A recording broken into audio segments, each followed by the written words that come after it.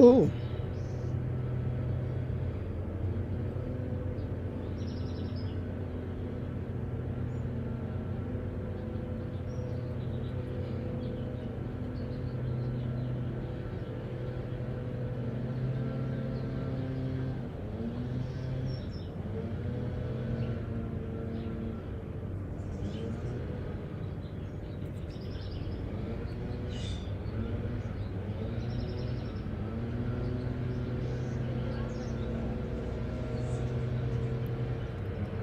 It is hot out here already.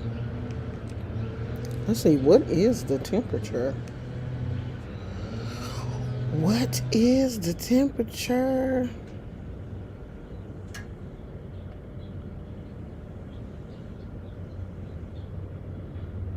86. 86 degrees.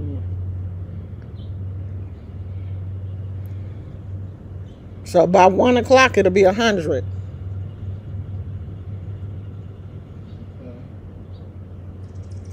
That's what it's saying. It's 86 now.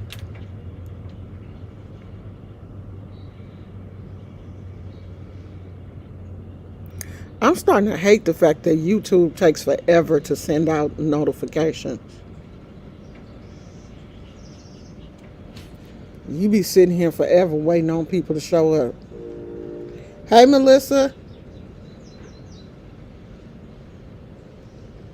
Who is this? Hello? Good afternoon. My name is Savonda Adams. This call may be monitored and recorded. Do I have Yes. Thank you so much, Lashana. Make sure I speak with the correct Lashana Williams. Can you verify that if your question on your address on still has What is this regarding? no memo call to discuss a small business matter with you, Lashana? I just have to get you verified before we proceed with our conversation. What kind of business matter? Yes, ma'am. Is there somebody more than happy to disclose the purpose of my call? I just have to get you verified first. Yeah, Brookdale. 95 Sure. Yeah, that's the address. Brookdale. Mm-hmm. Yes. Thank you so much, Lashana. And can you state the morning and start your address over there?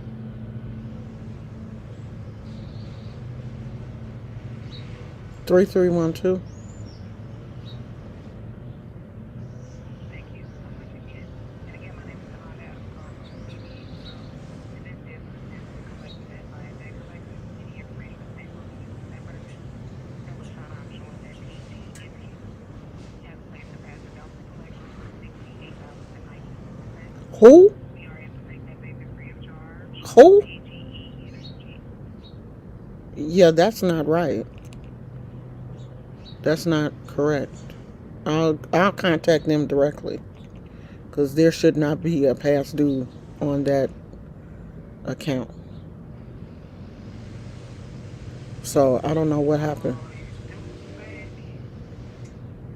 I mean, show that you've been paying on this account. I'm not sure. $68 to show that you paid For yeah, September 2nd. September 2nd of what year? Did you pay? September 2nd of what year? You paid. I haven't lived there in 2 years. I think you paid September 2nd of 2022. I haven't lived there in 2 years, so they must have my information with the people that live there now. I haven't lived there in 2 years. Okay, well, Lashana, this been disconnected since April 8th of 2020. Okay, This that was sounds about right. okay. Yes, ma'am. This phone when you got it connected February 22nd of 2002, and it's disconnected April 8th of 2020. Yeah, but there shouldn't have been anything left on the thing, is what I'm saying. But I'll contact. Yeah, I get what you're saying. It just say it was $5.88 as your last payment. I'm not sure why it didn't take the full Right, payment amount. right. Yeah, And I know you have only been with us in collections for 4 days. We get this process. yeah, that's Something's going on there. Okay, and I know you want to talk to PG Energy. Before I let you go, is the 510-575-3432. That's the best contact number for you. Yeah. All right, wonderful. And we're trying to if you give us permission to give you a call back in the future if we have to get back in contact with you. I guess. Thank you so much. But you shouldn't have to. I'm gonna call them and see what's going on. Okay, so y'all about to go ahead and note that in our system so that you're gonna reach out to the client instead. Um, do you happen to have any questions or concerns for me? No. Thank you. Okay, you're so welcome. If you do have questions, LaShawn, you can call us back at the number that's on your caller ID. I do want to thank you for taking the time to speak with me today. Okay. PG Energy want to thank you for allowing us to serve you. You have a wonderful day, ma'am. You too. Bye bye. I'm sorry, y'all. Babe, PG&E is saying we owe them $65 for when we moved. That can't be true. Yeah.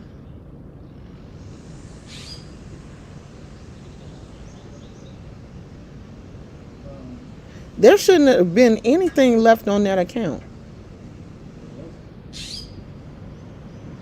Unless they kept the PG&E on.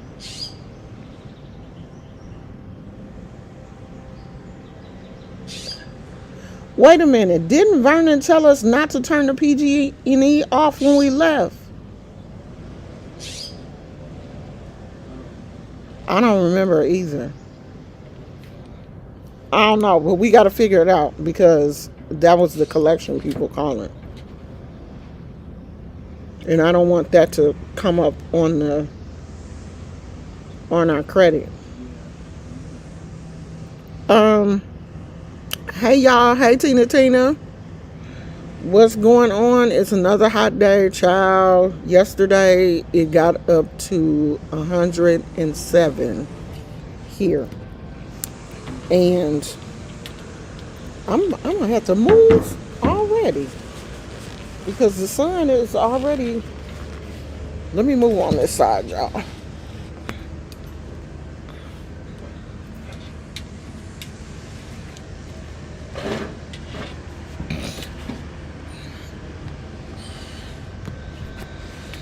The sun was already getting on my back.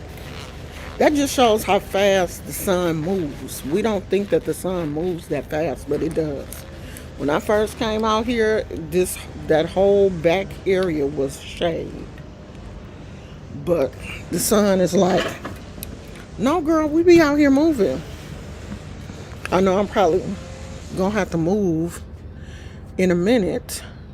So September is Sickle Cell Awareness Month.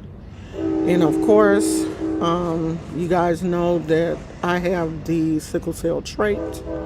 And when it is Sickle Cell Awareness Month, I like to bring awareness to and talk about my experience with sickle cell disease. If I look hot, it's because it's already getting warm out here. Um, I don't think it's supposed to be as hot as it was yesterday, but after you get a certain temperature, hot is just hot. You know what I mean? It's just not. Oh, it was only not. No, after 90, it's just hot. Period. Especially when there's no breeze. It's 88. It's 88 degrees already. So, yeah. 107. I think it broke records in Fairfield or whatever. It got up to 115. There. Thank God I wasn't there. But I mean, I just stayed in the house yesterday until late yesterday evening. We didn't go anywhere until late, and it was still 90. When we left the house at like 8:30 or something like that, it was still in the 90s. And that's really not normal for this part of the Bay Area. Even though people feel like, oh, it's always hot in California. I know it's always hot out there. No, not in this part of the Bay Area. It's not. Because we get a nice little bay breeze that you learn to appreciate when it ain't here. Because yesterday it was still. It was so still yesterday. There was no breeze. It was just so hot. Like it's on its way to that now. After I get finished with this, I'm probably going back in the house. Let me see. So I want to read to you guys because I always have a hard time really explaining what sickle cell anemia is. So I'm going to read to you what it says. So sickle cell anemia is a group of disorders that cause red blood cells to become misshapen and break down. With sickle cell disease, an inherited group of disorders, red blood cells contort into a sickle shape. The cells die early, leaving a shortage of healthy red blood cells and can block blood flow, causing pain. So a normal red blood cell is shaped like a circle.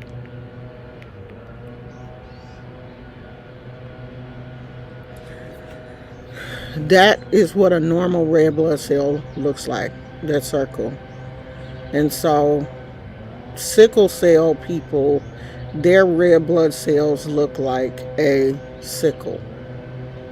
I think they start out normal and then they just break down. So I think normally our blood cells last for 120 days before our body starts to replenish them. But with people who have sickle cell anemia, their blood cells don't last like that. They break down faster. They cause blood clots. People with sickle cell can have strokes very early in life. Like you can have a baby that has a stroke, and they have a stroke because those blood cells clot up in certain areas and cause strokes in the brain. They also cause fatigue, infection, pain. What is really sad is a lot of people with sickle cell, and you don't know this if you don't have this disease or you've never heard of it. A lot of people with sickle cell die early. A young lady that I went to elementary school with, and I didn't. This was when I didn't understand it. Not only did I not understand it, I didn't even know that I was a carrier when I was in school. Huh? I didn't even know that I was a carrier in school. She had it, and she would be out of school for weeks, sometimes months at a time, because she would be sick. She would be in the hospital. She, couldn't come to school. So, she passed away in her early 30s from the disease, from complications of the disease. She was always very, very thin. She was always very thin and just very sickly. And I didn't understand, then what she had. Like, I'm pretty sure she had told me, but I didn't understand what it was. I thought, we were in elementary school and like junior high school. I thought she had cancer or something. I thought that's what it was. Because, when you're young, you don't understand what a disease is. So fast forward maybe 10 years later, I got pregnant with my first child, and my first blood test that they did, they came back and they were like, "You have sickle cell trait." And I was like, "No, I don't." And they were like, "Yeah, you do. And we need to test your husband because your baby, if your husband has it also, there's a chance that your baby could have sickle cell disease." And I'm like, "What?" Like, I legitimately panicked. I went into straight panic mode because I had never heard this before. So, let me give you guys a little backstory for the people that are new that don't know me. I'm adopted.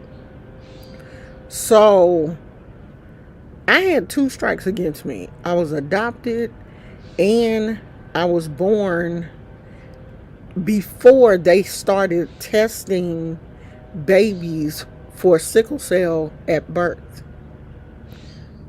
No one in my family knew that I carried the sickle cell trait. No one knew. Not only did my adopted mother not know, my biological mother didn't know because I hadn't been tested as a baby. And so, after we found out that I had the trait, my husband was tested. My husband at the time, well, my ex-husband now, he was tested and he didn't have it. He didn't have the trait. He didn't have anything. So that put us in a position where, they were basically like, "Okay, well, your baby is not going to be born with the disease, but your baby could be born with the trait. Like, you could pass the trait on to your child." But I didn't. Neither one of my kids have the trait. So it wasn't passed on. So my kids picked up uh, A. So the trait is normally your blood cells, normal blood cells are 2A's. So with me, I have an A and an S. So both of my kids picked up an A from me and they picked up an A from their father. And so it gave them both 2A's. So with me, I picked up an A from one of my parents and I picked up an S from somebody. And my mama swear to God it wasn't her. And my father passed away when I was 2 years old. So I'm assuming it had to have been from him.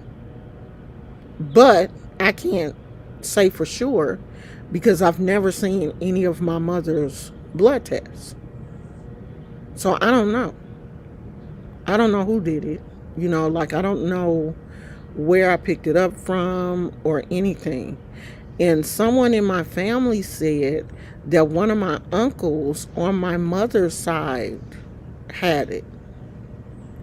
But I can't confirm that because me and the people in my family don't really talk like that. And I, like, legit don't know. He's older than I am, and I don't know. I talked to him once and he said that he had been sick, but that could have been anything. But my mother said that she didn't have it. So I don't know, but I know I have it. And so when they first told me that I had it, they said, "Oh, well, you won't have any problems. You shouldn't, have any problems. You haven't had any problems up until this point." But I didn't know what problems were. I didn't know what it was. I didn't understand what it all entailed until I started doing research. And then after, so, everything with my pregnancy was fine. So maybe some years later, no, after my second child, my body was not able to replenish the blood that I had lost from giving birth. And the doctor then started to say, something is going on because you're young, you're healthy, you shouldn't still be anemic from having this child. Like you shouldn't still be anemic because you're young, you're healthy, there's nothing wrong with you. Your body should be, building your blood volume back up, but it wasn't. And it was, dangerously low to the point where, I kept coming in, having tests. I was taking iron supplements. Not only was my red blood cell low, my white blood cells were high, my iron levels were low, like everything was out of whack. And do you think they did anything about it? No. They didn't take it serious. They was just like, here, take these iron pills and you'll be okay. So, we kept doing this. I was tired all the time. I was having these pains in my legs to the point where they were saying, oh, well, you must have fibromyalgia, because they were testing me for arthritis, because arthritis does run in my family. And I kept testing negative for arthritis. So they were like, okay, well, it has to be fibromyalgia, until I went to see a specialist. And he was like, your blood is so low, you need a blood transfusion today. So I had to end up having a blood transfusion. I had to go through iron transfusions because my body doesn't, me and iron pills don't get along. They just, for whatever reason, my body just don't process it regular or whatever. So I had to have iron transfusions where I had to go to the infusion center and they had to give me iron in an IV. It was just crazy because you could taste the iron, and it was so gross. So I had to do that for a while. I had to have a blood transfusion and calcium transfusions, magnesium transfusions, and all of that stuff was related to the fact that I have the sickle cell trait. So people who have the full-blown disease, it is so much worse. I mean, the level of pain and stuff that they endure, I couldn't even imagine, because just the pain that I have is crazy, but it can be controlled with medication. Like I can go in and have like they can give me some IV meds or a strong pain pill or whatever, and I will be okay. But we have people who really have the sickle cell disease, and they're in the hospital for weeks on end on some of the strongest pain medication that they have, and these people are still suffering. I follow a young man on TikTok who does sickle cell related videos, and he's in the hospital sometimes for weeks. I can't even imagine being in the hospital for weeks. I mean, I'm so blessed that when things happen to me, if I have these episodes or whatever, normally I can go to the hospital and they'll give me some Dilaudid or something, some Toradol or something. In an IV, they'll normally give me 2 and a bag of saline or whatever that hydration stuff is. And normally I'll feel better and I can leave. But you're talking in the hospital for 2 weeks? 2 weeks? 2-3 weeks, a month. There is a stem cell treatment that they do have, but you have to find somebody that completely matches you. You have to find a match. And sometimes that's the problem for people. Like, even your family members may not be a match for you. And if you have a family member and they have sickle cell trait or something, they won't match you with that person. So you have to find a family member or someone that does not carry the disease. You have to match with them to get the stem cell. But there is a treatment. But the hard thing is finding someone that matches you, or that you match with, to receive the the treatment. So it is a very, very horrible disease that does not get the recognition that a lot of other diseases get. And I don't want to say that it doesn't get the recognition, because it's primarily African American disease, but we are affected with it more than any other race. But right now, because of all of the interracial couples and stuff, they're seeing more children who are not African American coming down with this disease, because people don't know who you don't know who you having sex with, because the only thing that people really worry about is AIDS and sexually transmitted diseases and stuff. You're not out here worrying about someone that may have a genetic disorder, which is just as bad or worse. Because who wants to see their infant child laying in a bed suffering because of, pain?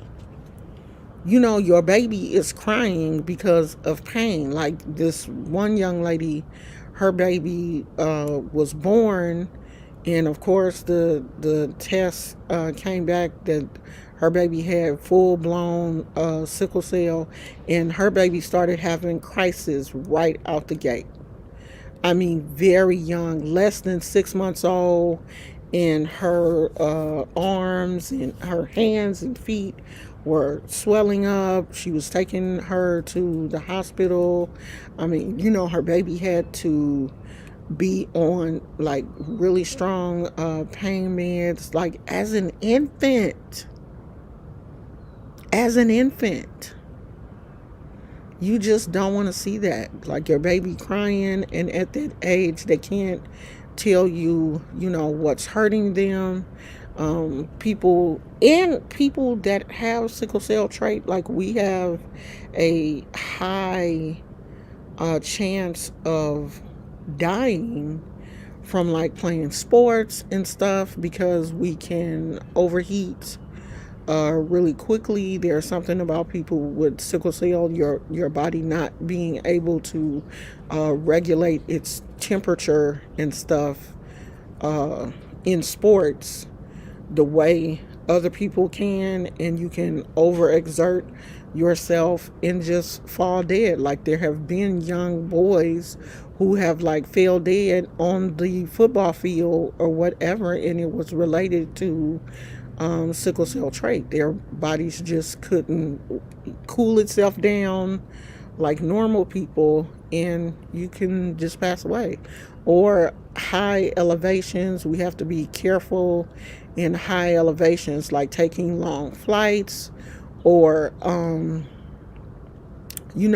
with sickle cell disease or sickle cell trait would not be able to like climb Mount Everest. You can't get out here climbing higher elevations and stuff, because your blood volume and the way that our blood cells are shaped and stuff, we can't take that elevation. And part of, being able to climb Mount Everest is your body, your blood volume being able to work at its capacity, because you are exerting yourself so much. Like, no, we ain't about to be out here climbing Mount Everest, child. We have to even be careful taking extremely long flights. Now, it's okay for me to fly from like here to LA or Vegas or something like that, but flying, where would you, Bali or somewhere like that, where you have to be in the plane for like 12 hours or, longer, a real long flight like that, you have to be really careful or you could get sick. So, it's important to know who you're having a child with. And it's more than just, oh, do that person have AIDS, or are they HIV positive? No, you need to be finding out if that person has any genetic disorders in their family, because all of those things are very, very important. Genetic disorders are as bad or worse than uh, sexually transmitted, because at least with a sexually transmitted disease, you may be able to get some penicillin or something, some type of antibiotic to help you get over that. But a genetic disease, you can't get over that. You stuck with that.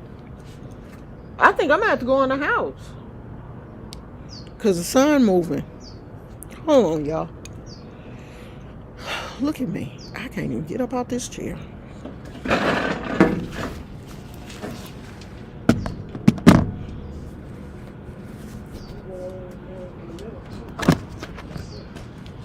Huh?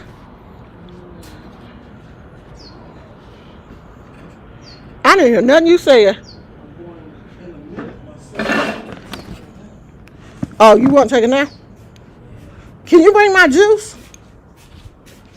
Okay. We got to go in the house, y'all. It's hot. You got me and Gizmo? I'll take it. I'll bring it in. Okay.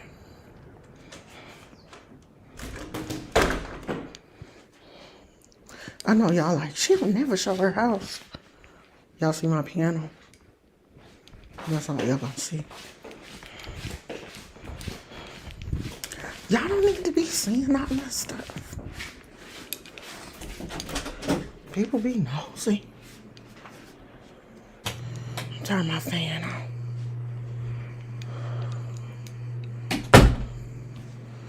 Oh, Lord. My little stand where I be sitting all that. I got my Raisinets and cookies.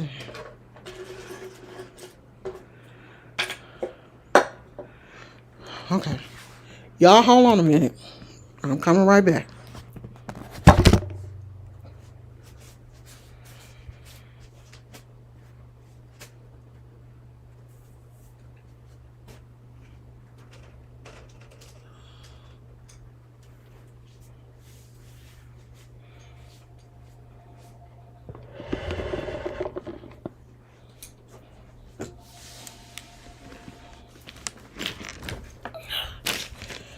Okay. We back. We had to change locations. I know my water probably hot. So I talked to this young man, and he said that it was okay for me to share his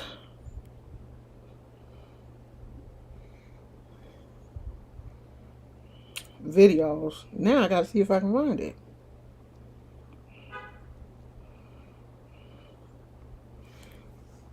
Let me see if I can find it. Is that him? Yeah. Does he have music?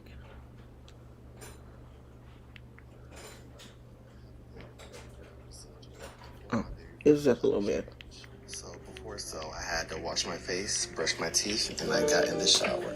After So, that, I got taken down to the surgery room.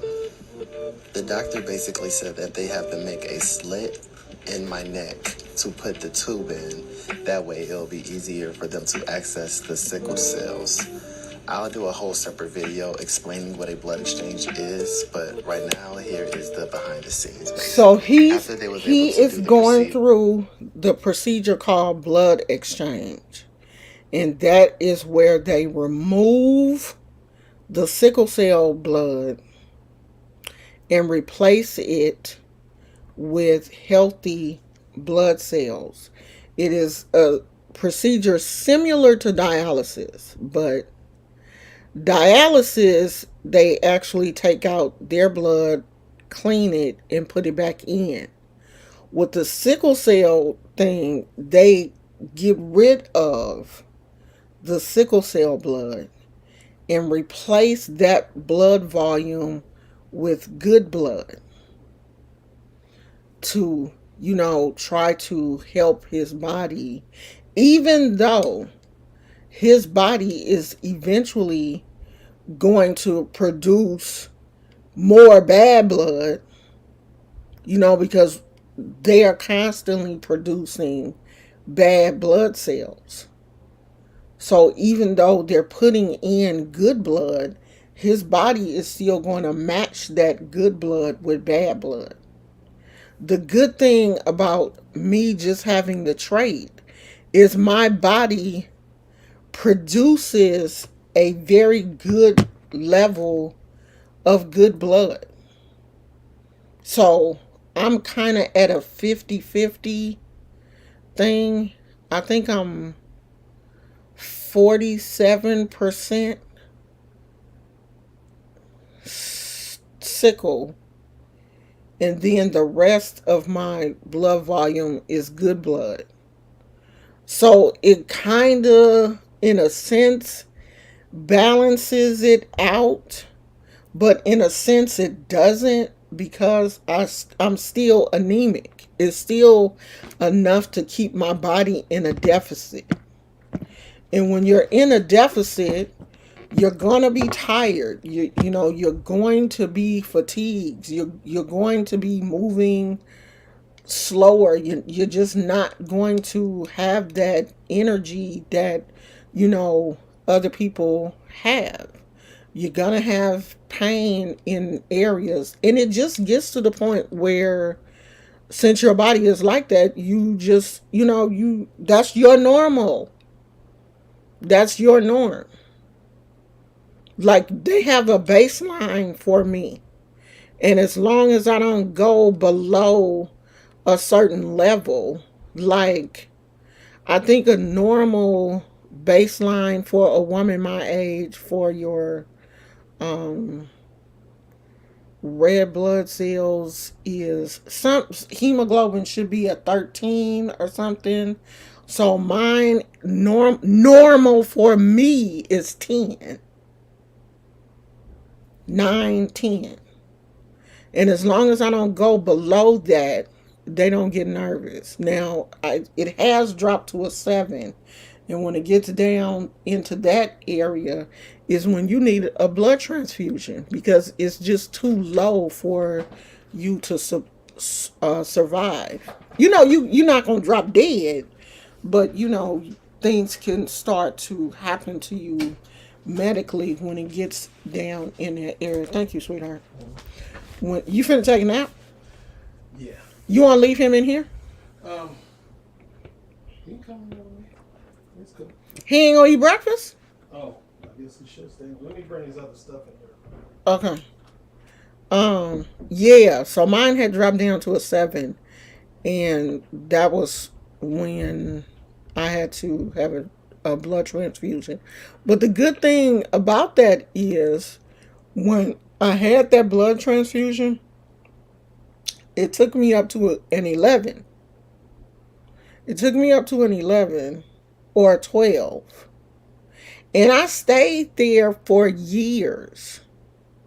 So just this year, I think it has dropped back down to a 10. And so they are watching it closely because they don't want it to keep going down. So I mean, but that's just part of the disease. So I do have a team of doctors. I have a cardiologist, endocrinologist, hematologist, my regular doctor. I have a rheumatologist, all of these tologists. I see an oncologist because that's part of the rheumatology, not rheumatology, the hematology and oncology. They work together because that's where I go in for my infusions and stuff. So that's just part of, and it's nowhere near what someone with the full blown disease is going through.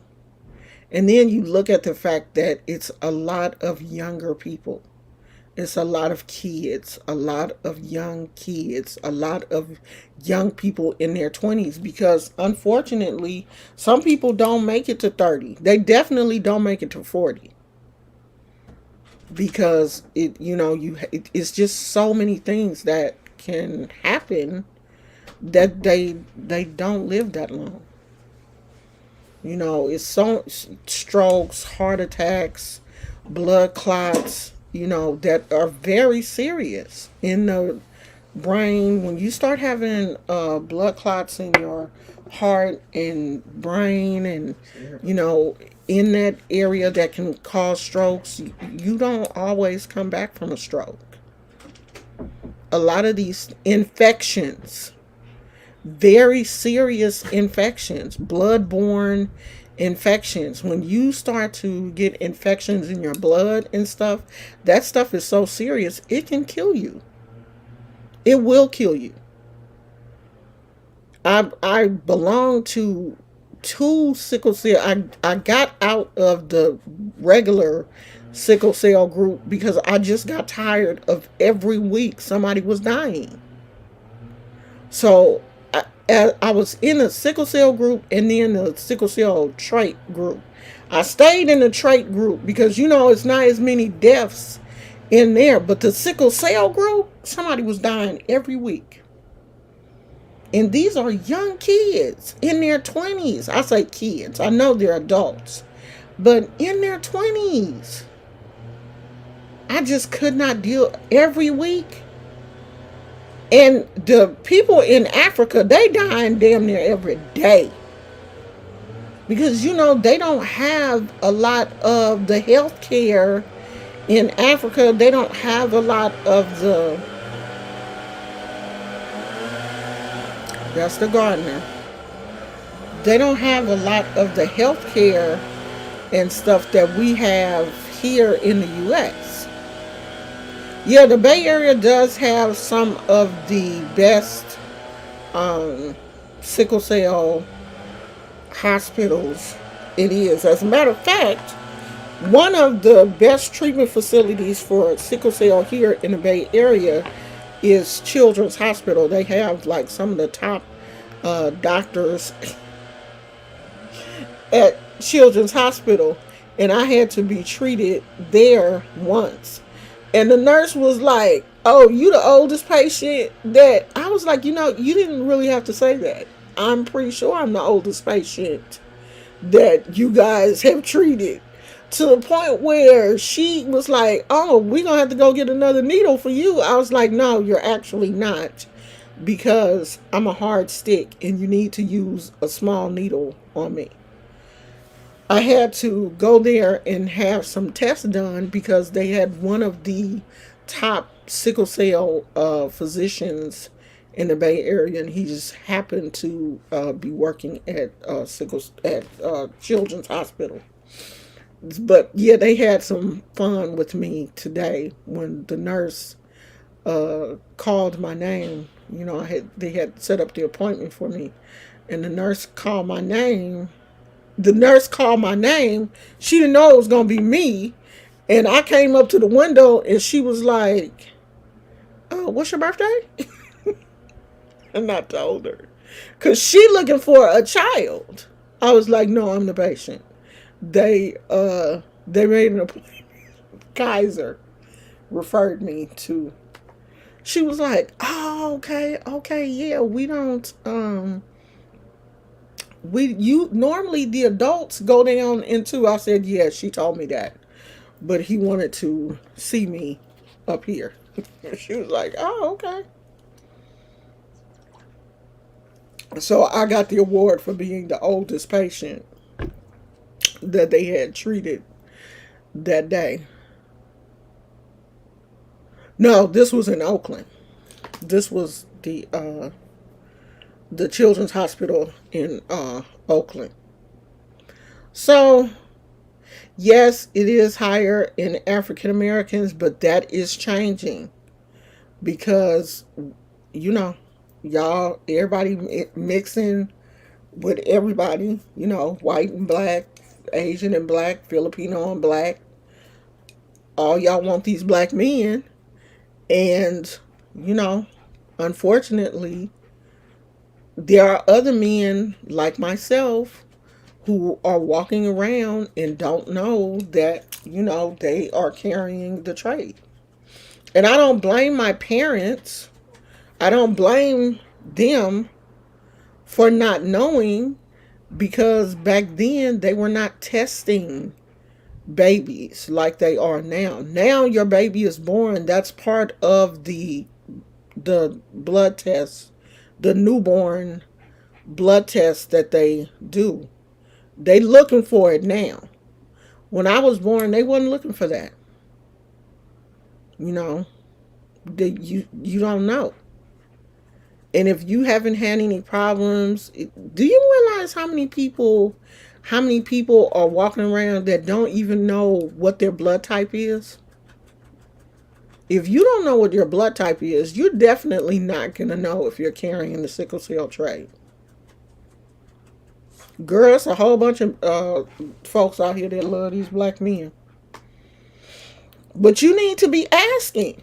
When you get in relationships with people, ask them about their family medical history. What things? What do you know? Is it anyone in your family that has cancer, that has rheumatoid arthritis, that has anything that can be passed down to your children? You want to know. Is it anyone in your family that, has Down syndrome or anything? Anybody in your family bipolar? I want to know all of these things. You should know. Stop having babies with people and you don't know their medical history. And then before you get pregnant, and then he want to tell you, "Oh yeah, my mama bipolar, my daddy, he was bipolar, my daddy was schizophrenic," and you got a whole family of people with mental illness, and then you wondering why your child is out here running out in the middle of the street with scissors.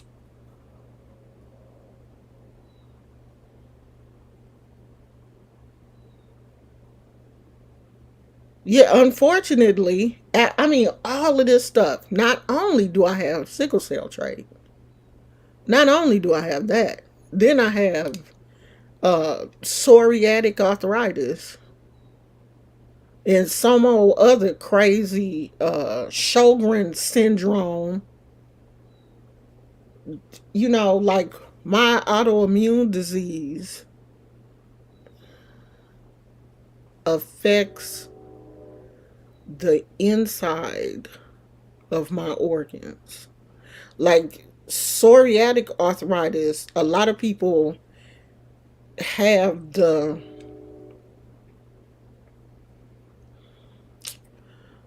you could see the psoriasis on the outside. They have the telltale signs of psoriasis on their skin. I don't have it on the outside. I have it on the inside. I have these weird lesions and stuff on my joints that they can see on x-ray. It's one, they say it's one on my ankle that is real bad. So my psoriasis is an autoimmune disease that attacks the my organs and stuff. The fuck? Sickle cell was enough. I don't need nothing else. I don't need fibromyalgia and hypothyroid. Like, I got a slew of things. I got all the things. I don't have a thyroid. They took all my thyroid, a part of my parathyroid. So I only got a piece of that left. So, I struggle with my weight, metabolism, regulating my body temperature. Either that's why I had to come in the house, because I started to get hot. And part of your thyroid regulates, your thyroid is your thermostat. So normally your body will send out a signal and say, okay, she's getting too hot, send out whatever to help cool her down. So my thermostat is broken. So I will just get hot, get hot, get hot, get hot, get hot, start sweating, and then my body will be like, oh, she's too hot. But by that point, I'm damn near sick. And my body has not sent out what it's supposed to help cool me down. So I have to have the sense to, when I start to get hot, to remove myself from the situation or go and get something that, will cool me down, because my body won't do it until it's damn near too late. Like, oh girl, you was hot. We saw you sweating. Oh, you was hot. Yeah, girl, I was hot. You were supposed to come cool me down. Oh, girl, we didn't know. I'm sorry. We late. You okay now? Yeah, girl, I'm okay. That's what will happen to my body. And it does the same thing when I'm cold. Once I get cold, that's it. I'm screwed.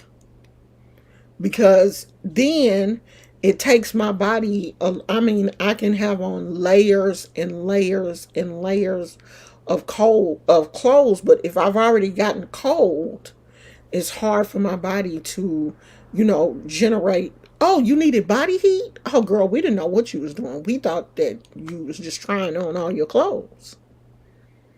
No, girl, I'm freezing to death. Oh, okay. Sorry I'm late. So, I have these just weird extremes.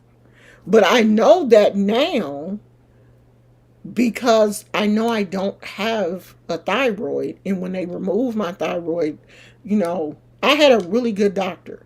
And he was like, these things could happen. It may not happen to you, but they can happen. If they do, these are things to look for, because you can be in a bad situation even with thyroid medicine. Your thyroid medicine is synthetic. It's not like your regular body having a thyroid and your thyroid acting the way it's supposed to. When you wake up in the morning, your thyroid wakes up and it's like, okay, let me do my job. When I wake up in the morning, my body is just like, oh shit, yeah, girl. And I have to take a thyroid medication. My thyroid pill got to go down my throat and go around and be like, hey, I'm here. Okay, yeah, I know I'm a little bit late. She woke up late. So it's totally different. That thyroid pill, you have so much thyroid, synthetic thyroid in your body, but it's still not like having your regular thyroid. And I only have a piece of my parathyroid. So at least I would have had that. But the tumor was so large, the goiter was so large, they had to remove a piece of that too. So the other piece of thyroid that I have is not enough to, you know, regulate my body like it should be. So, when I'm not here, or if I'm telling you guys, hey, I don't feel well today or whatever, just know, okay, well, she has some serious conditions. Like if I only had one of those things, it would be enough. No, I don't have Graves' disease. They I just had a goiter, a non-cancerous goiter that I allowed to get bigger than. Okay, so they found it when I was in my 30s. And it wasn't that big. We thought it wasn't that big. And so it wasn't bothering me.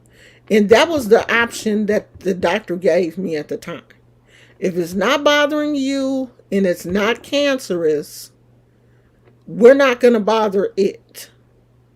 And they kept checking it. There were no cancer cells. They did the needle biopsy. There were no cancer cells. It came back fine that it was just a regular goiter.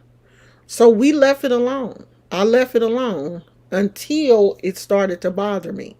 And I should have let them remove it when it was small. I really should have. I think that was one of my really bad mistakes. I ignored it. And when they did remove it, they didn't realize how big it was either until they got in there. Because mine wasn't growing this way. It was growing that way.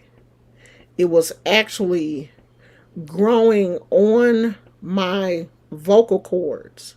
If you go back and look at some of my older videos, I think I had surgery 3 or 4 years ago because I was married.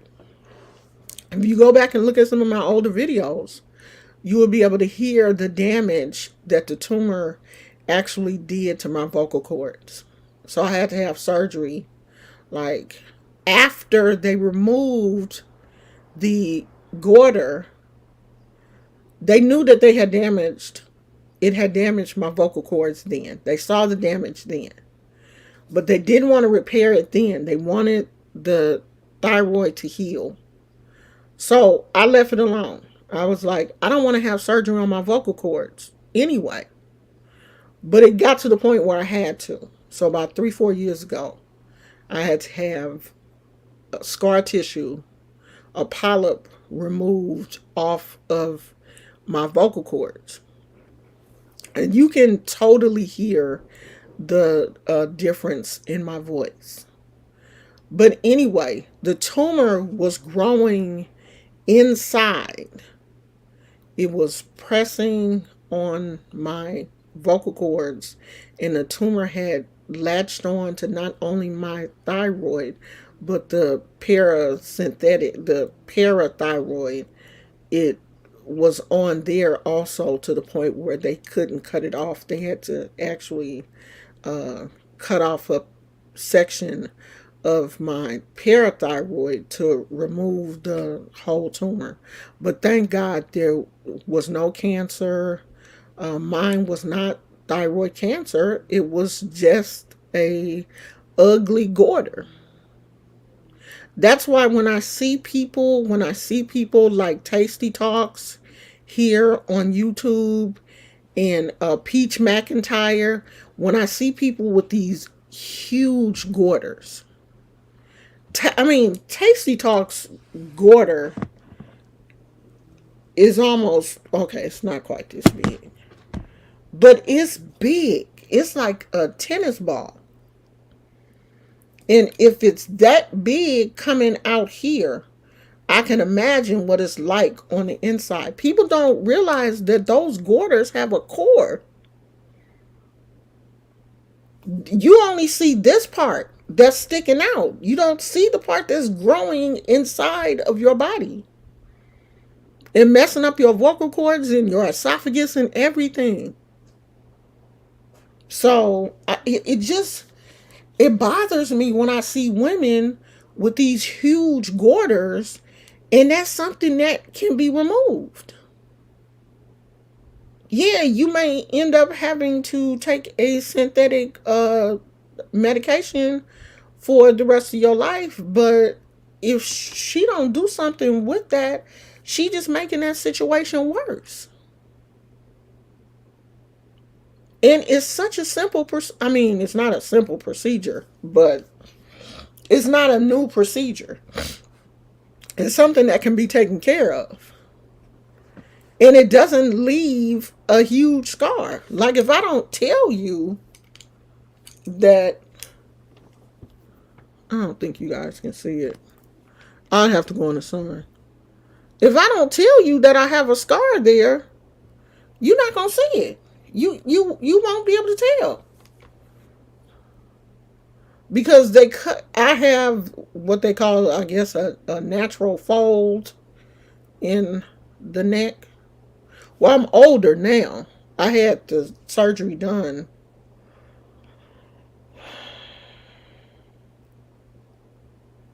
Shit, it's probably been 15, almost 20 years. Yeah, it had to be. Um, so of course, the older you get, the you know your neck is not gonna stay smooth all your life. And some people have a natural fold right there, and I do. And so they cut on that line, and it didn't. The scar is not noticeable. Now the scar was ugly when they first did it. I mean, it was hideous. It looked like the doctor that did my surgery was like, after he did it, it was all bandaged up, and he came and he talked to me, and he was like, everything was a success. Everything went so smoothly. He was like, the incision is great. You're gonna be so happy with the incision. You can't even tell. And I was like, oh, okay. I'm thinking, he didn't did me right, and wasn't gonna be no look like I got slashed and stuff. And this, I still had the bandage on from the surgery. So he was like, okay, so tomorrow we're going to remove the bandage, and you'll be able to see everything. And I was like, okay, so I'm all excited. Child, they came and removed them bandages the next day, and it just looked like somebody had tried to cut my head off. Do you know that I started crying? I don't know why. I was probably just emotional, and just, girl, I started crying. I done upset the doctor, the nurse, and everybody. He was, you gonna be fine. I'm so sorry. I was like, you made me look like you gonna try to cut my head off, and I thought I trusted you. And he was like, you're gonna be fine. It just looks like that now. It's gonna heal perfectly. Child, you can't even tell I had surgery. But honey, I was emotional. I was an emotional wreck. It did look like he had done slashed my whole throat, child. It looked a mess. It was horrible. But it healed. It healed so perfect. I just thought I was gonna forever be looking like somebody had done slashed my throat. Ooh, I thought it was the ugliest thing in the. Let me see if y'all can see. Oh, see? Look. Can you see? See? You can't even see nothing. It's just a very faint little line right there. Real faint. Y'all probably can't see it, y'all. I'll show it to you when I'm outside. But you can't see it. If I don't tell you that I had surgery, you couldn't see it. You can't. It healed really nice. It's nothing. Gizmo. Gizmo.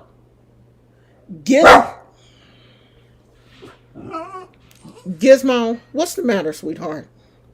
What's the matter? Huh? What's wrong? Ain't nobody bothering you. It's nothing to see. It ain't even nothing there. But it was, though, the healing, but it healed. It healed real nice. He did a great job. I mean, after I went back for like my 6 week checkup and stuff, I had to tell him, you did nice. He was like, yeah, because you doing, I thought you was going to fight me. I was like, yeah, I was. But I'm dramatic like that, though. I really am. But I survived. And I just hate to see women not know, you know, what's going on. Because it could be any, it like Tasty Talks, hers just looks huge. And there's no reason for her to be walking around in America. I could see if we was in a third world country, but in America with a goiter that big. Anybody, any endocrinologist can take care of that. Any any endocrinologist would see her and be like, "Girl, I gotta get that off you." I wouldn't want nobody cutting in my neck either, but I wouldn't want to walk around with a tumor that size because it had got to the point where, okay, mine was noticeable. It had got noticeable. It wasn't as big as Tasty Talks. It wasn't like off to the side like that. Mine was primarily centered kind of like in the front, but it had gotten noticeable. It wasn't as big as hers, but it had got noticeable. And I got rid of it. It started to, affect my swallowing to the point where I was having, problems swallowing like thick bread and, thick stuff. Because there was a lot going on. So, yeah, I mean, you don't want to get your neck cut on, but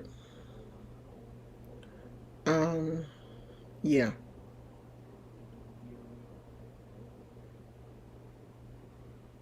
Yeah, a tumor that is not cancerous can turn cancerous.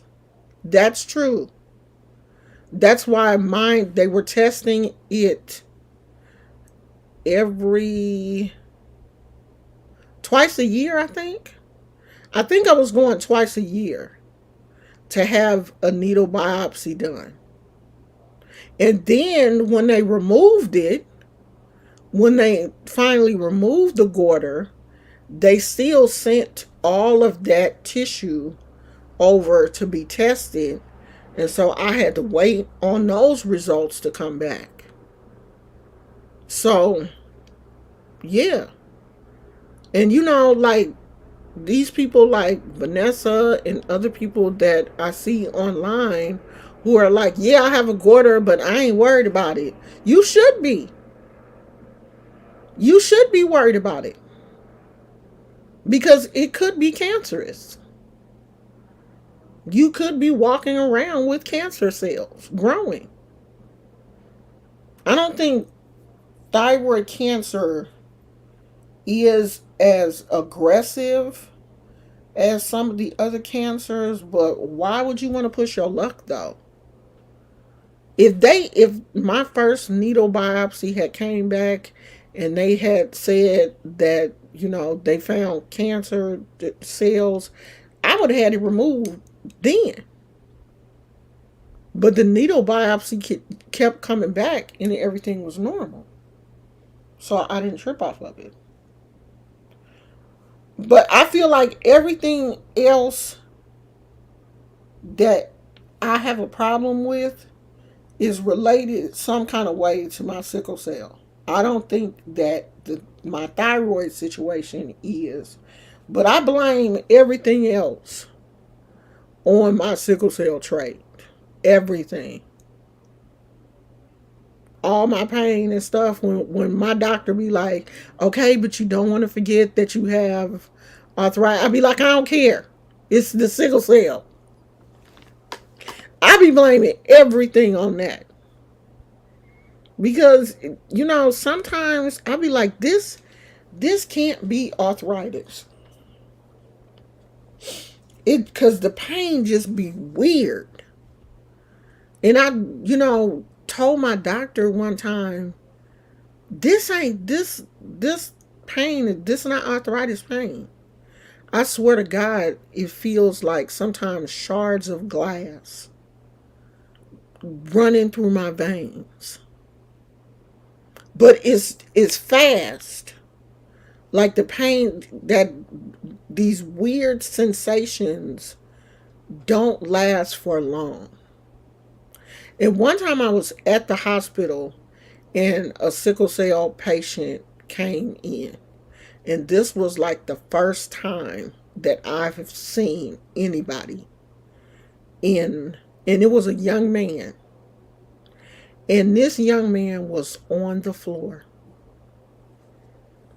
He was in so much pain. He was on the floor. He was crying. I mean, just crying.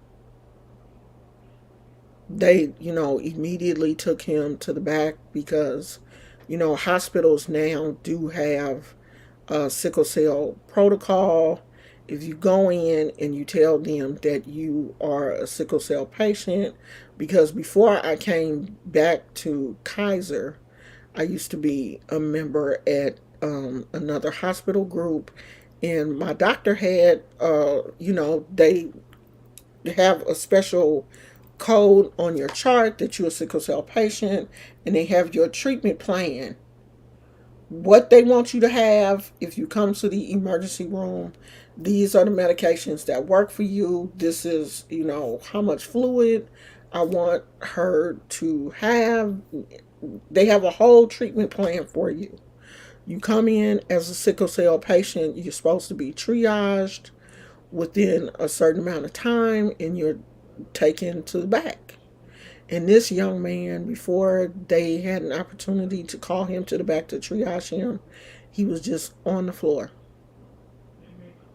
And I was like, that level of pain I've never experienced. These very short bursts of pain that I have, that in my mind is saying, that's it. I can't imagine that on a greater scale than what I have it.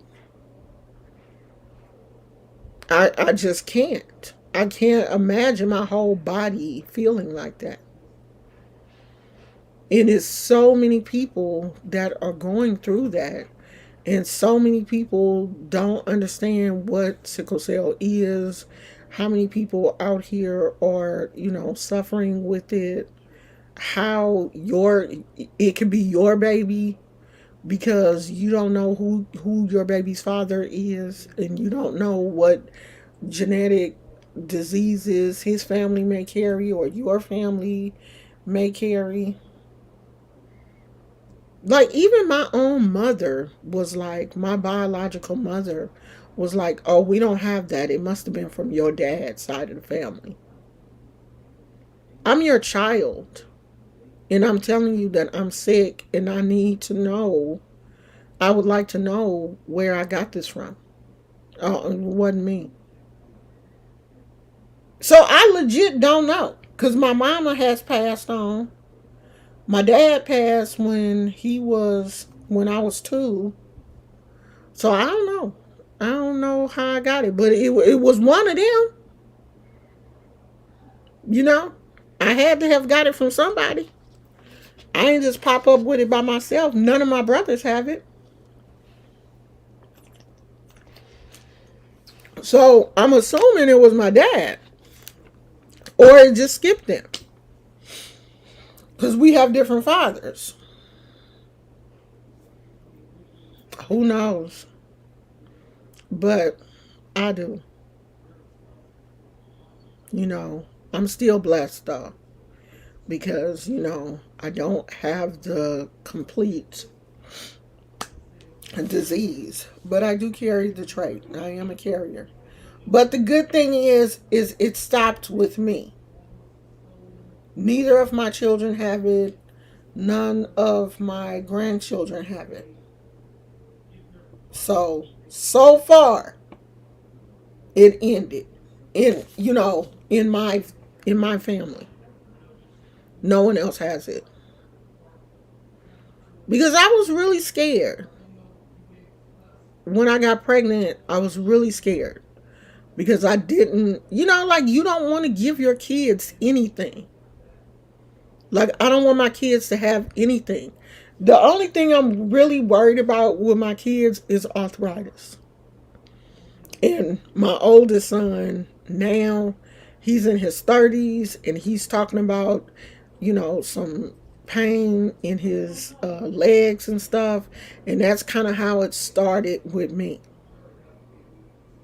So I am worried about that. But thank God I didn't um, I didn't pass this because I really didn't want to. I didn't want to pass it to my kids, and I definitely, didn't want my grandkids to, you know, I don't want to give anything to them either. And it looks like almost all of the women on my mom's side of the family.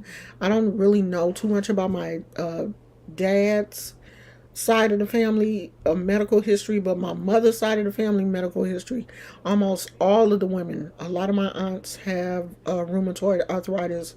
My mother had rheumatoid arthritis. That's why we thought that it was going to be rheumatoid for me, but it turned out to be psoriatic.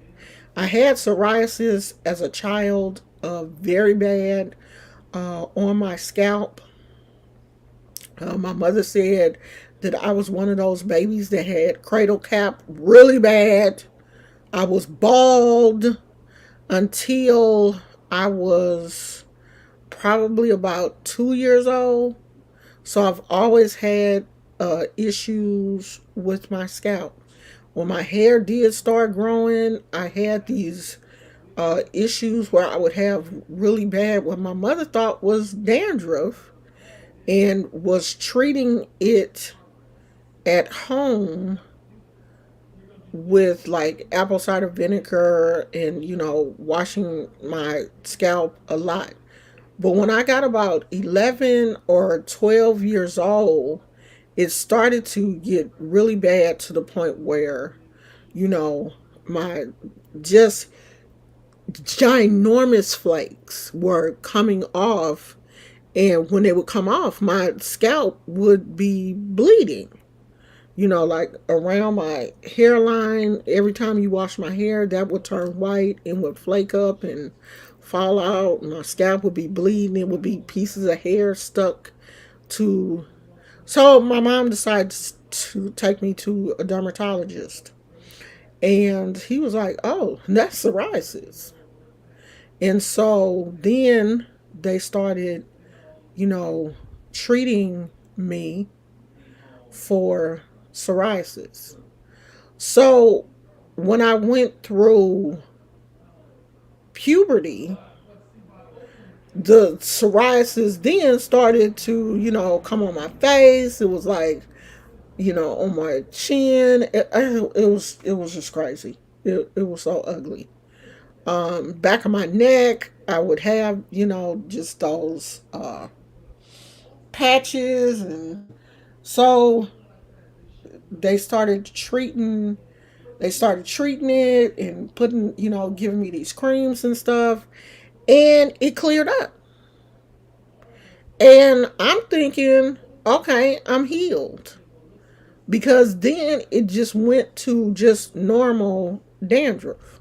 What looks like just regular dandruff, not the big, scaly, losing hair and spots and stuff.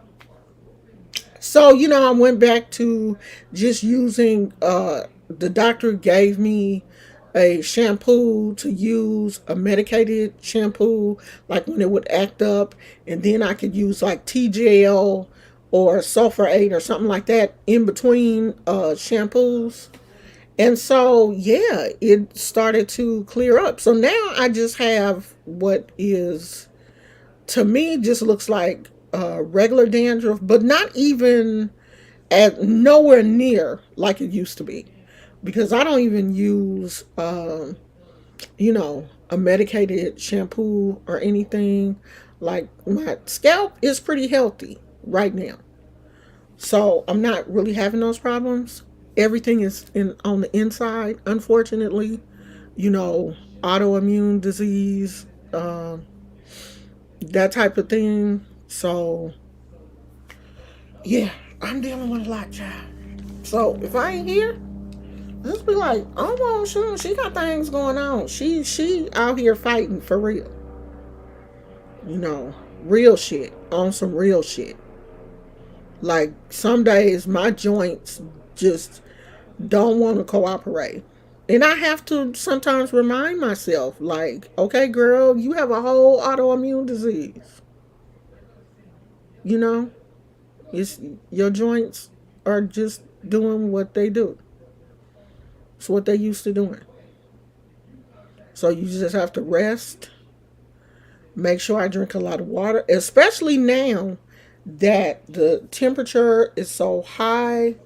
I can't stay outside for long. I have to drink a lot of water. If I don't drink enough fluids, my, you know, joints will start acting a fool, and I will have a pain crisis and end up having to go to the hospital or, take stronger pain medications. I've taken opioids and all kind of stuff. I've taken all kind of drugs. For real, for real.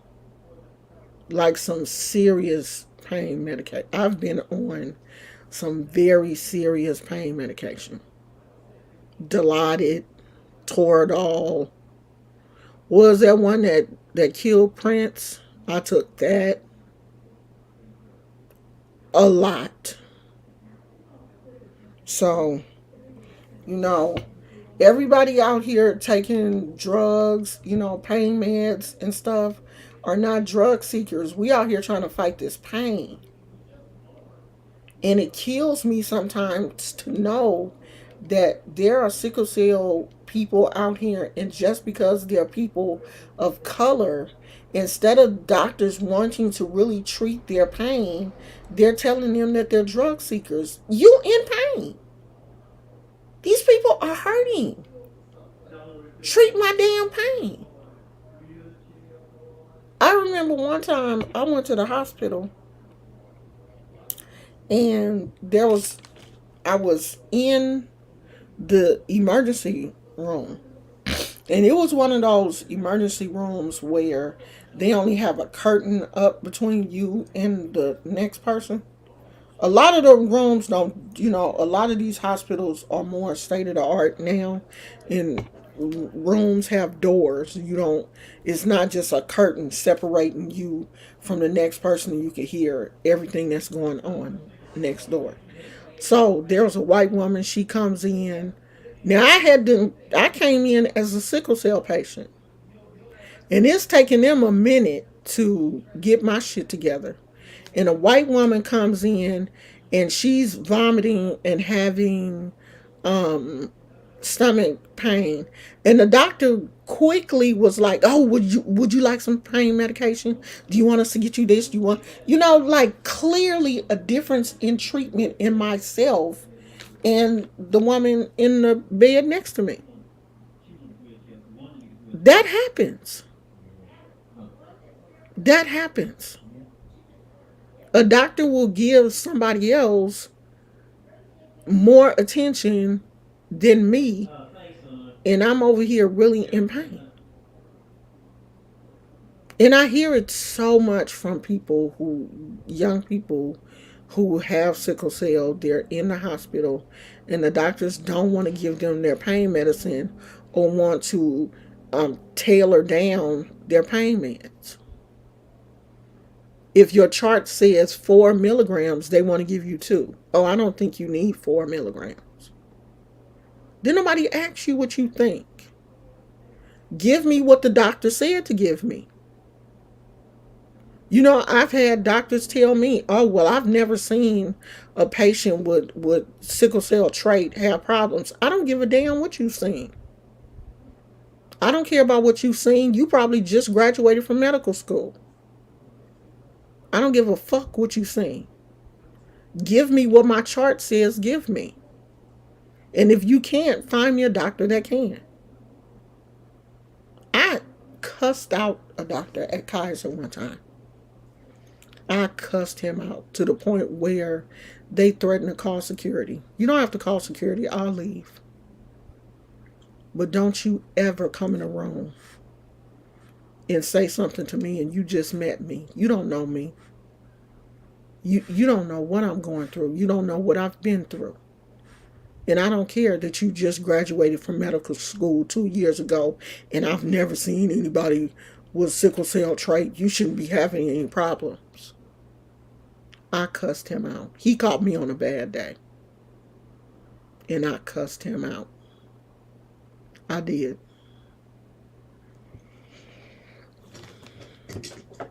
Because it just infuriated me. It really did. Because it was like he had read my chart or something. Like I was wasting his time. And I unleashed everything on his ass. I gave it to him. To the point where nurses was coming. They was coming to check on him. I didn't give a fuck. I did not care. I didn't care.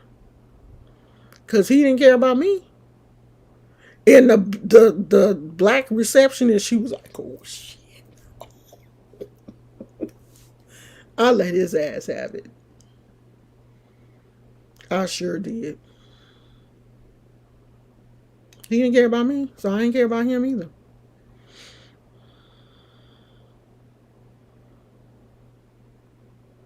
Yeah. I mean, it's on your chart. If it's on your chart, if it's on my chart, give me the medicine. And I understand that there are some people out here who have made it bad for real people. But if you have a whole diagnosis and you have a whole treatment plan, then the doctor has to honor that. Or you have to tell me why you're not. And the reason why you're not honoring my treatment plan can't have anything to do with the opioid epidemic. Because that doesn't have anything to do with me. I'm not addicted to opioids. I'm here to get my treatment. So then you start to go up the chain and, get your patient advocate and you go farther. I will write you up. I will.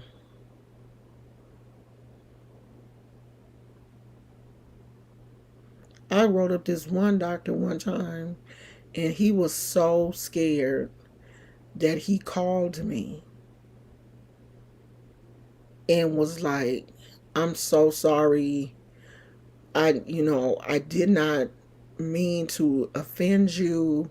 But he was basically like, can you please not like write me up? I'm trying to, go to another facility and I was like, I don't care. Oh, I don't care. Other facilities need to know how you treat your patients. You should have thought about that before you spoke to me in that tone. You need this write up so that you will understand that you can't talk to people like that just because you're a doctor. Other facilities need to know how you dealing with your patients. You're not even finished with your training. You're still in training. And you have already become a callous person. You don't look at people like they're people. You look at people like, I'm just a chart number to you. So you need this. You need this to follow you. You need this to be in your record that you don't know how to talk to people. So no, I'm not going to take back what I said. As a matter of fact, I'm about to call your supervisor as soon as we hang up and let them know that you called me and asked me to recant my statement. How about that?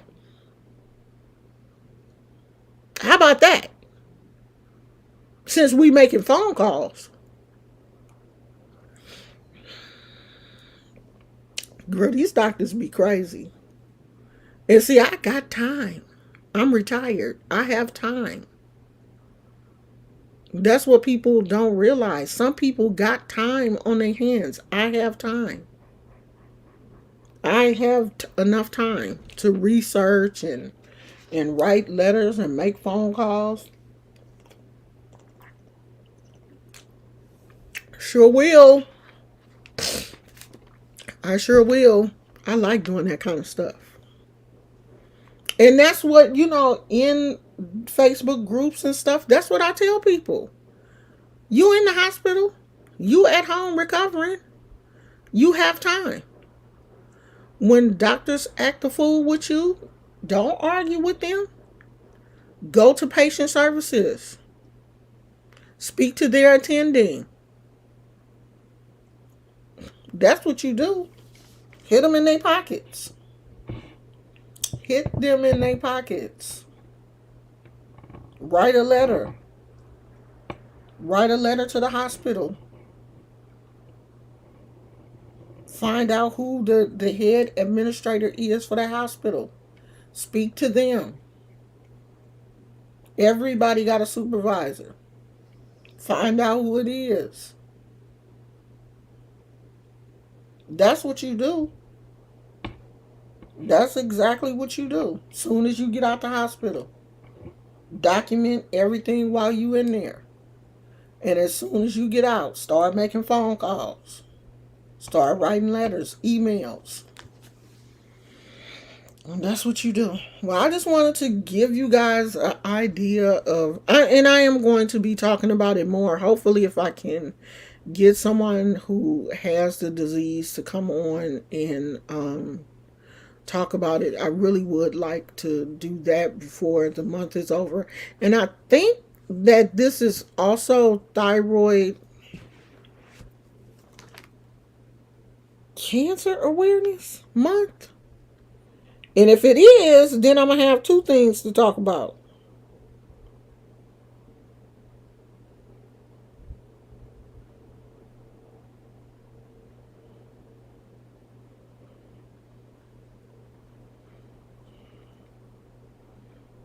Yeah, it's also thyroid cancer awareness month.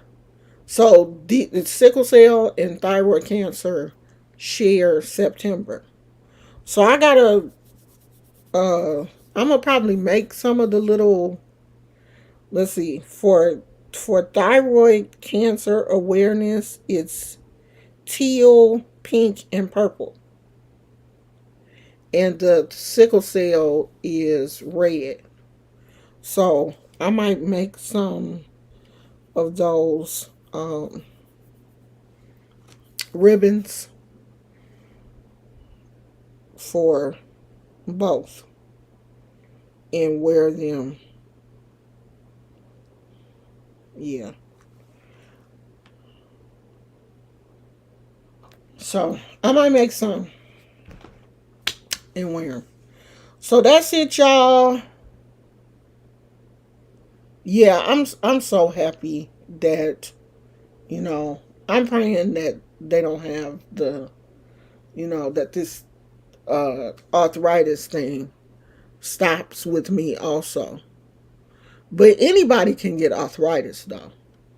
It doesn't have to um, be hereditary, but sometimes it is. Sometimes it is. But I think arthritis, more women get arthritis than men. Men do get it, but I think it's a higher it's the rate is higher in women than it is in men. So yeah, I'm just you know I just hope that I didn't pass on arthritis. I'm super happy that I didn't pass on the sickle cell thing. I really am. They don't have any problems with their blood. No anemia, no anything. So that's great.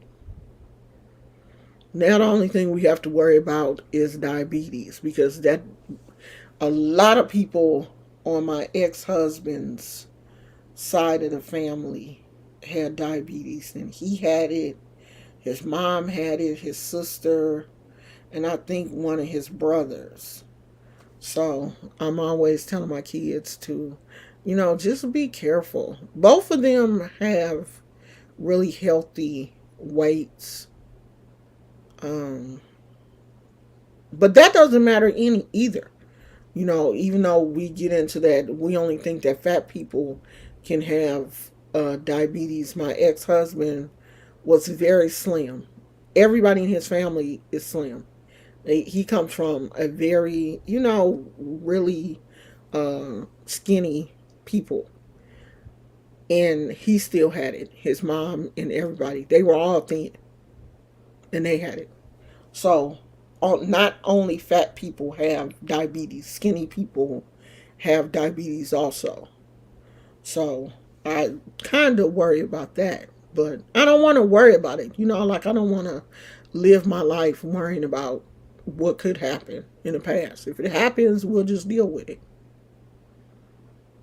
Yeah, I don't think it. No, I don't think it will. My grandkids are fine. They would have to. They would have to marry someone or have a child with someone that has it to start it back up in this family because they don't have it. My kids don't have it. The people that they had babies with didn't have it. So they're fine. The only way that they would start it back up in this family is if they have children by someone that has it. Yeah, but this gene doesn't skip a generation. You have to, your parent has to have it. Someone has to have it. Someone has to pass that gene to you in order for you to have it. It can't skip a generation. It's not one of those type. It's genetic. So you have to get it from one of your parents.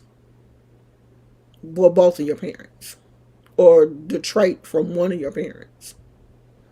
So it can't skip. Somebody has to have it. So the only way it would start back up again in this family is if one of my grandkids had a baby by somebody that had it. Then their kid would start it again in this family because we don't have it. So it would have to be from an outside person bringing it back to this family because it stopped with me because my first husband didn't have it. So my kids they didn't pick it. Thank God. But they would have just had to have been careful not to get with a girl that had it. So right now we good.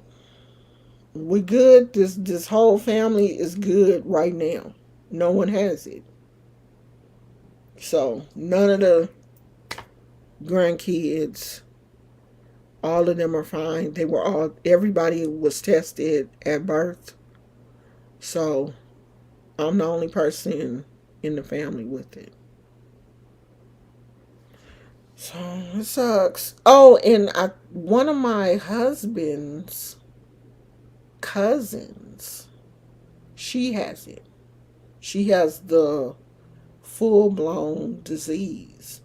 Now, I don't know if she has brothers or sisters that have the trait or what. Maybe I'll see if she'd like to come on and talk about her experience. I know she has the full blown disease. She lives in LA, I think. I think she lives in LA. So that's that, y'all. Let's see, how hot is it now? I ain't going back outside. I know that. Because I know all the shade. 93. 93. It's going to be 104 today. So I'm in. My poor husband has to go to work today. But I mean, he'll be in uh, air conditioning. So I ain't worried about him. He'll be okay. But I'm gonna be in his house. Me and Gizmo. Gizmo, you okay, buddy? Come here. Come here. Come say hi. Come here.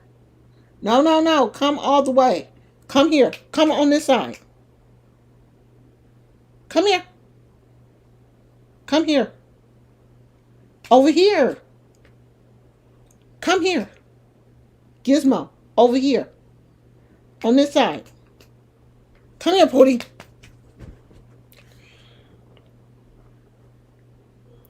He'll never listen to me. At all. Let me try to show y'all where he at. There he is. Gizmo. That dog don't listen to me. I know he hear me too. He just won't act right. He mad for one thing because my husband left him. So he probably got an attitude with me. You ready to eat? You ready to eat? You ready to eat? He got an attitude. Forget him. I don't care, child. Alright, y'all. I will see you guys later. I'm about to go figure out what I want to eat for dinner because I ate up all my watermelon. You ready to eat? Huh? You ready to eat? I ain't talking to you, Mom. I'm mad. Alright, be mad then. She'll take you outside and give you a bath while it's hot. Oh, you perked up then, huh? You heard bath, didn't you? We like, she ain't gonna give me no bath. She is not. Oh, now you coming. You want a bath? You want to go take a bath? Huh? Hell no, I don't want to take no bath, Mama. Leave me alone. Where is he? Can y'all see him?